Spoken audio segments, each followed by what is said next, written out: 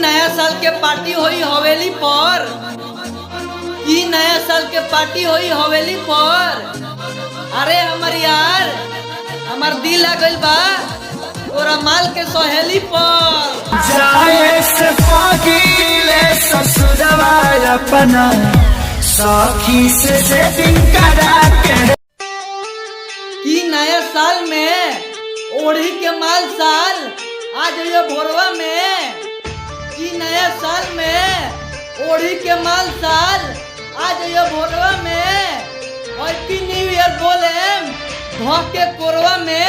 आया कालो में तू रहो हरी हर, ये जानो हैप्पी न्यू ईयर। तू यूपी के रानी, हम बिहार के राजा।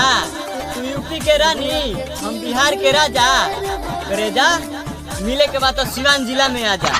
जिया सिवान जिला में